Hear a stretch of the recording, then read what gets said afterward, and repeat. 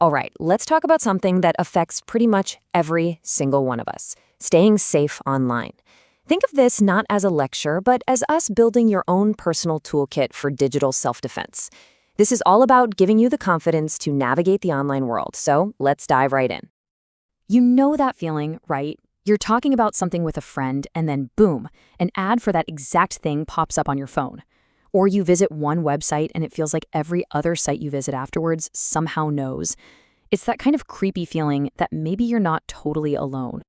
Well, guess what? That feeling, it's not just in your head. It's real. Every single click, every search, every post you make leaves behind a trail. We call it a digital shadow. But hey, this isn't about getting scared, it's about getting smart. And that's what we're going to do right now. Figure out how to take back control. Okay, so first things first, before we can even think about building up our defenses, we've got to understand the battlefield. We need to get a really clear picture of what this digital shadow is actually made of. So your digital footprint, it's kind of got two sides to it. On the one hand, you've got your active footprint. That's the stuff you do on purpose, right? You post a photo, you send an email, you know you're doing it. But then there's the other side, the passive footprint. This is the data that gets collected about you without you even lifting a finger. Things like your location, what you've been searching for, it's the shadow that follows you, even when you don't realize it. So, how does all this tracking actually work? Well, it basically boils down to a few key techniques. First, your IP address kind of gives away your general location. Then you have these things called third-party cookies. Think of them like little spies that follow you from site to site, building a profile of everything you're interested in. And then there's this really sneaky method called fingerprinting, where websites identify your specific computer or phone based on its unique settings, like the fonts you have installed. It's wild. Okay, that's the scary part over. Now for the good news. We can absolutely fight back. It's time to stop just looking at the problem and start building our own digital fortress. This is where we go on the offense. Now this might just change everything you thought you knew about strong passwords. For years, we were told to do stuff like Troubadour and 3. We thought we were being so clever, right? Well, it turns out computers are way cleverer. They can guess those symbol swaps in no time. A truly powerful password today is all about length and randomness. A simple, long forward phrase like battery horse staple correct is way, way harder for a computer to crack. It's a total game changer. I love this analogy for your system's basic defenses. A firewall, that's like the security guard standing at the gate to your digital home. It checks everything trying to come in and go out. And if it doesn't like the look of something, it's not getting in. An antivirus, though, is like the doctor who's already inside the building. It's constantly checking the files that are already there to find and get rid of any infections that might have snuck past the guard.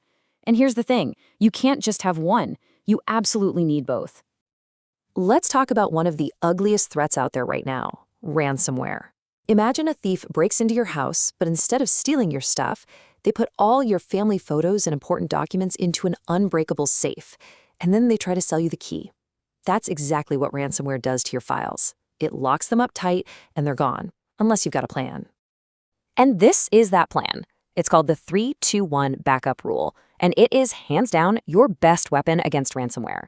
It's so simple. You keep 3 copies of your data on 2 different kinds of storage, like say an external hard drive and the cloud, and, this is the most important part, you keep at least one of those copies somewhere else entirely, offsite. That way, if a hacker locks up your computer, who cares? You've got your data safe and sound somewhere else. You know, you can have the most high-tech, impenetrable fortress in the world, but hackers know that the easiest way in is often just to trick the person holding the keys.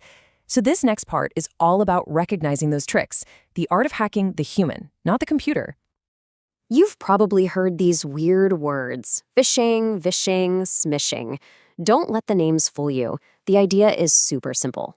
Phishing is when the scam comes through an email. Vishing, that's voice phishing, is when they try to con you over a phone call. And smishing is a scam that comes as an SMS text message. Different channels, but the goal is always, always the same: get you to give up your secrets. Okay, check this out. This is a classic trick. The email looks like it's from someone legit, right? Principal desk. But the real scam is hiding in plain sight in the reply to address. See that? It's some random email. So if you hit reply, your message isn't going to the principal, it's going straight to the hacker. Always, always check the actual email address before you trust it. So let's talk about something we're seeing more and more: You get an email, and inside, there's just a QR code. Maybe it's for a discount, maybe it's to confirm a delivery. It feels easy, modern, but would you scan it? This is what security folks call quishing, phishing, but with a QR code. And scammers love it. Why? Because it's just an image. It can sail right past a lot of spam filters that are looking for suspicious words or links. Your number one defense here is simple. Most phones now let you preview the web link before you open it. Just point your camera at it. Always check that URL before you tap. All right, so we've covered direct attacks. But what about the places where we spend so much of our time? Social media. These platforms are designed for sharing, but that same openness can create some really unique dangers we need to be aware of. This is a question you should literally ask yourself every time you install a new app. Some things make sense, right? A map app needs your location, but a simple flashlight app? Why on earth would it need access to your contacts, your microphone, and your photos? It's a huge red flag. And the answer is so simple. Deny. Just say no. You are in control here. If an app asks for a permission that has nothing to do with its job, don't give it. It's your data. You're the gatekeeper. Okay, we need to talk about something really serious now, especially for any parents or young people tuning in.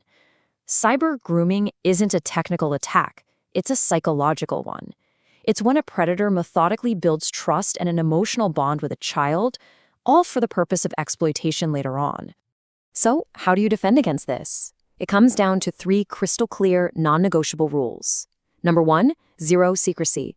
A trusted adult, a parent, a guardian, should always know who you're talking to online, period.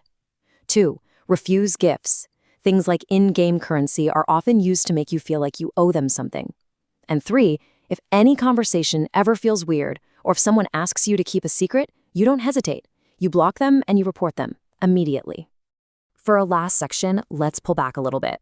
Because being truly safe online isn't just about the software or the scams. It's also about knowing you have rights and, honestly, just taking care of yourself. And this is super important. You are not alone in this. There are actual laws designed to protect you. In India, for instance, the IT Act of 2000 has specific sections against things like identity theft and impersonation. If you ever become a victim, you need to know that there are official places you can go to for help. And finally, let's not forget that digital safety also includes your physical health. Here's a little life hack I want you to try. The 20-20-20 rule. It's easy. Every 20 minutes you're staring at a screen, just take a break and look at something about 20 feet away for at least 20 seconds. It sounds small, but it makes a massive difference for your eyes. So we'll end on this thought. That line we used to draw between our digital life and our real life, it's gone. They're the same thing. Protecting your information and your safety online is just as important as locking your front door at night. The only question left is, are you doing it?